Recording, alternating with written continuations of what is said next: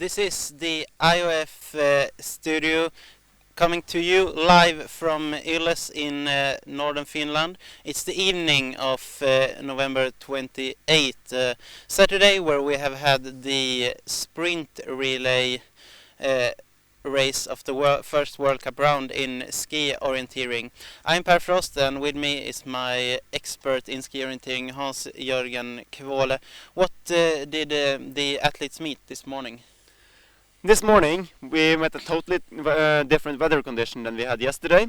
Yesterday we had blue sky and sun actually, even this far north. Today we had thick fog and it was really dark. And it gets actually dark already at 2 o'clock in the afternoon here.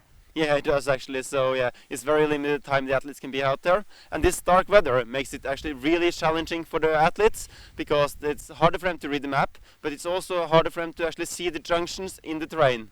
We had the sprint relay race with 2 members in each team, 1 man and 1 woman. And what's the difference between racing in such a relay and individual race? The biggest difference is, of course, you have all the fighting neck to neck out in the forest. People are not skiing to the same route as you cannot trust them, and at the same time you have to try to beat them. So yeah, it's really challenging for the athlete and they need to stay focused all the time. And as in every episode of the IOF studio, we will bring you a recap of the race. So if you missed it, or if you just want to experience it again, now you got the chance. So we had quite a lot of teams on the starting line, mostly from Russia, Finland and Sweden, but also some other countries. Yeah, we had a very interesting team from Bulgaria. We're actually one of the favorites today. And we had the Estonian team, Switzerland, and also Kazakhstan had a strong team today.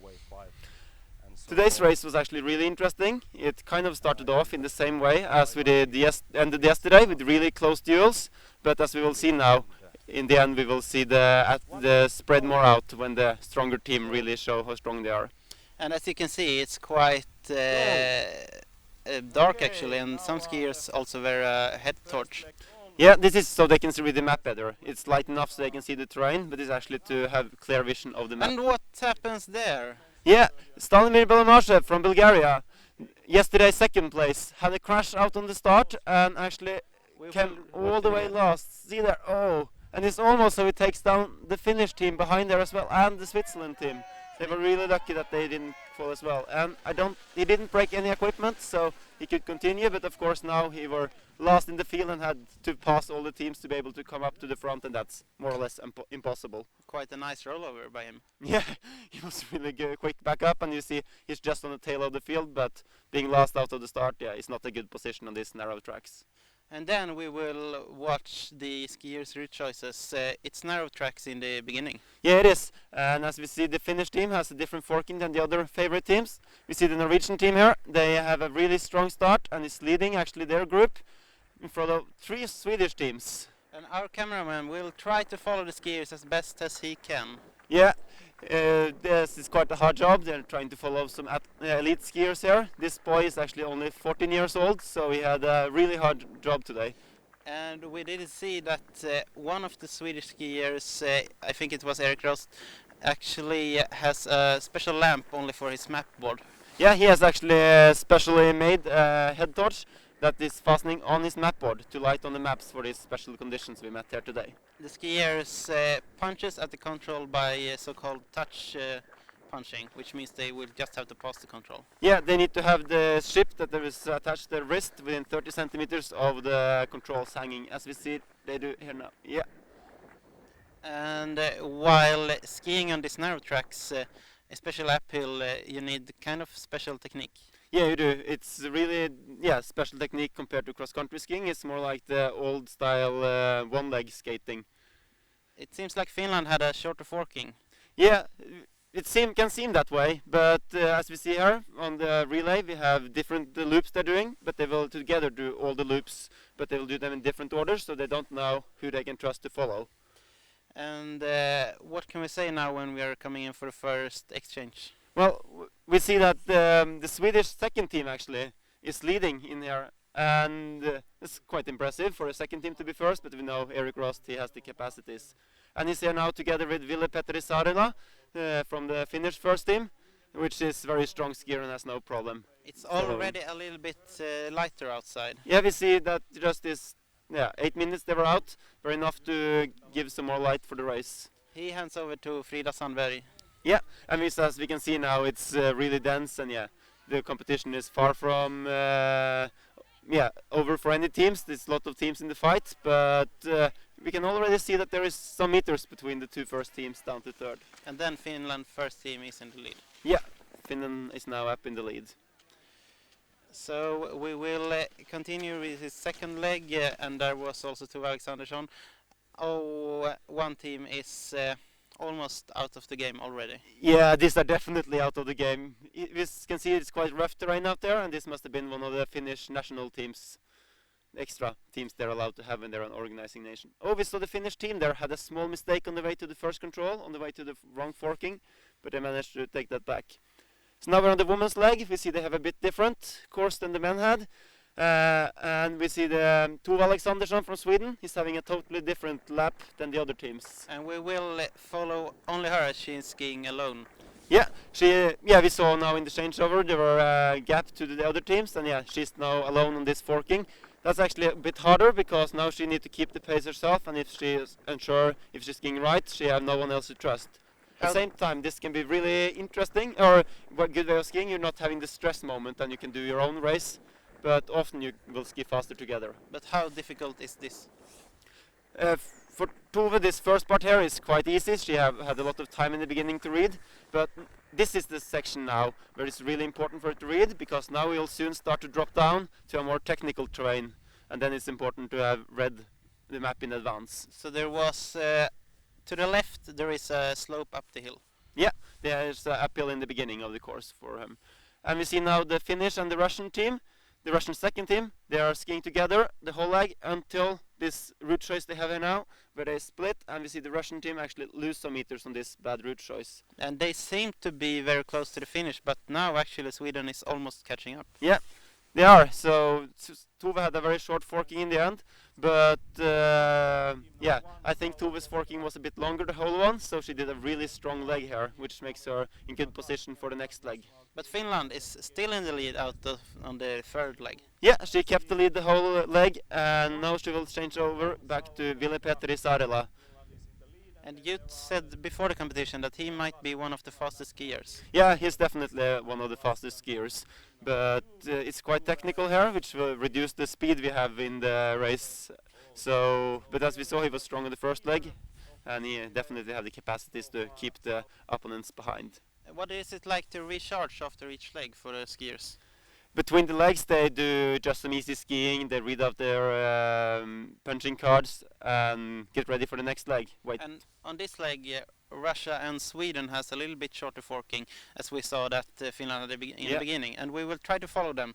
There was also a Finnish team, it was the Finnish second team. Yeah.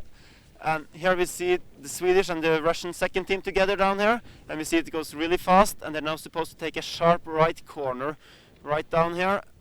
And you can see it's quite hard to see the junctions there, so you really need to be alert. And there is quite much snow, about 40 centimeters in the forest, but there are some clear spots as well. And here we see two crashes, both the Finnish and the Russian second team are crashing here. Which, and this is actually destroying his race now. He lost the company of this Swedish team, and another crash. This is really is probably losing about a half a minute here. And he was far out in the forest in the first place. Yeah, we see here now as well. This is really a lot to lose in a sprint relay. And the tail here is 1 minute. It's 1 minute, so we lose more than 30 seconds in this crash. And we can also see that in 1 minute they get to make perhaps 5 crossings. Yeah, they probably need to take a junction every 5 to 10 seconds in a sprint relay. And you need to have a clear mind. If you're not sure when you come to the junction, you're lost. And we see now it's impossible for him to ski back, catch up with the Swedish first team, because they're out of sight. But even if he's catching up, isn't it exhausting? It's very exhausting, and also the crash itself. But we see now that the Finnish and Swedish team are together into the finish and to the changeover for the women's leg. And Ulrik Nordberg is the skier in the Swedish team. He won the sprint yesterday. How is that to know for him for like this relay? Of course, this gave a lot of confidence. And what we could see here was that Ulrik Nordberg was really smart here. He didn't waste any energy in the sprint. He was very calm, while we saw Ville Petter Isarila was pushing a lot harder to just get in front. But as we see now, it didn't give them anything. Tove is already back in front here, out on the last leg. No, it was fourth leg. She actually put the map inside the map board a little bit faster. Yeah, she's really experienced in this, and probably want to be first out to be able to control the race. And the Finnish second team and the Swedish second team comes here, but only one team for each nation is counted in the World Cup. Yeah, only one team will count. So here we see that Russia is actually quite far behind at this moment, and this is a leg Tove is skiing really strongly on. She is not making any mistakes on this one, and is really fast the whole way. So yeah, this is actually the leg where she's making gap to the other teams. And we hope to get back to the race, but what can we say this far? Sweden is in the lead out on this. Sweden is in the lead now. We see Tove. She actually made this almost this junction as the Russian second team had a problem with her earlier, and you can see her how many junctions. It's so hard to have control of anything. She punches the control and seems to have good control there. But what is it like to race downhill like this on this skinny cross-country skis? Yeah, this is, and it's also so bumpy. You can see the skis are going every direction, and this is not what the equipment actually are made for, but it's quickest to ski with cross-country skis, normal. Do you often hit the trees? No, normally you have control, but the problem skiing downhill like this is it's so hard to read the map, because you cannot read the map. You need to follow where your skis are going, so it's really technical, and you actually need to have read the map before you get here. And we can say that our cameraman has a little bit easier task because he only has to follow. He only has to follow. He doesn't need to navigate, and you can also see where she's skiing, so that makes it a bit easier to see where the junctions are. And now she has a big lead. Yeah, she's skiing so well on this leg, so strongly. We saw her now through the whole technical part there, and it was just, we saw all the flow she had. And we see here also now the Finnish team have took a better route choice than the Russian second team down to the second control, and actually made their gap down to the Russian second team even bigger. So Sweden in the lead for the next exchange. Yeah. So now we're going to send out Ulrik Nordberg one more time, and as we could see on the GPS tracking now, she started together with the Finnish team, and as it's just such a big gap now down to the rest of them. So this is actually a leg where Tove was crushing all resistance from the other teams. But what was the secret then? What did she do? Well, this forking she did this lap was actually some seconds shorter than the other one, and she didn't lose much on doing the long forking on the first leg she did. So by doing two really strong legs and having the shorter on the second time, she automatically get this gap. And you have been out in the lead like this, like Nordberg is doing by yourself. What is it like? Well, actually what he's doing now can be very easy, but at the same time it's very difficult. What you're going to do, you're going to ski this as it was an individual start, just skiing your own race, not thinking about anything else, not doing any stupid route choices, just be calm and do the best route choices all the way and ski fast. And is he doing that? Yeah, he's doing that, absolutely, this leg. It's really impressive what we see Ulrik is doing on these 2 days here. Yesterday he was so strong, and he now has the confidence from yesterday out there, and he just know that, I'm the fastest skier in ski touring now, so it's just to go with my flow, and the other teams will not be able to catch up with me. He seemed to have control also in the downhill. Yeah, he had good control all the way here. He was reading the map in advance and could just take the junctions as they came. He just knew where to go every single time. Was this really a shortcut or some problem with the GPS? No, this is probably some problem with the GPS he had. And what's also interesting here is that, even though he went out in lead and he could be very confident, he actually pulled away from the other teams, and we can see it's almost a minute lead now down to Finland 1. So after his last leg, he changes over to Tove. And what do you think goes on in her head right now? Well, Tove is so experienced with this, both from ski orienteering and foot orienteering. She's been in this position a lot of times. So yeah, her task will be the same as Ulrik. Just ski as good race as possible, not think about anything else. Just get fastest between the start and the finish, and not do any kind of silly shortcuts or mistakes. She knows she has a lot of time now. She sees that no one is down on the last control yet, and she knows now it's just about taking every junction, ticking them off. Every junction I do is one junction closer to winning the race. And actually, we will keep you a little bit there. Tove is out on the last leg now, and what should the tactic be? Yeah, the tactic, as I said, yeah, you just need to take one junction at a time and just make sure I do this one correctly, and the next one correctly, and the next one, and you will, in the end, be the first in the finish. And our reporter Eva met Ulrik Nordberg after this changeover, and we will see what he thought back then. Yeah, it was. I had no big mistakes on route choices that might have been a little bit worse than the right one, but I kept the speed up and just went three good races. Tove is in a good lead, so what do you expect? I think she would gonna just do a good race, just keep the head calm and do like she used to do, ski fast. Kind of the same as you said, keep calm and do her own race. Yeah, that's exactly what it's about when you go out in the lead in a relay. What's very interesting now is seeing, yeah, you see her now, Tove skis so good all the way, her good technique, and just, yeah, grab terrain, read the map a lot, just to make sure that she is correct. She knows she has the lead, but she cannot be defensive. She needs to read the map just as if she were in an attack position. And eventually she ended up first at the last control. Yeah, she did. She didn't do any mistakes. She know this role, and yeah, it's quite easy if you just manage to keep calm and just ski this with a minute lead. That's, yeah, should be impossible to lose as long as you stay focused. And we saw Ulrik already walked up to the finish line to meet her. Yeah, he of course understand that, yeah, this will be his victory. So yeah, it's just to congratulate Sweden with a perfect race. Ulrik didn't do any mistakes, and Tove, yeah, with their fourth leg that just crushed all the other opponents. Yeah, they could just take this very easily today. It's, yeah, one of the biggest margins we ever seen in a sprint relay before. And the second victory for Sweden this week. Yeah, this is a really strong start. And actually, in the meanwhile, Finland finished as second, and here comes the third team. Yeah, this is the third team coming to finish. She was starting a bit behind, and we didn't see the GPS tracking of this, but she actually took some really offensive shortcuts in the way to try to catch up. She knew I couldn't take back this 20 seconds or so she was behind, so she did some crazy shortcuts to try. That's what you have to do to try to get up there, but she actually lost some time on them. It was, of course, Maria Keshkina and Vladimir Barchukov from Russia. And Sweden wins ahead of Finland and Russia team too. The teams named Finland national team, they are in the national quota and not counted in the World Cup.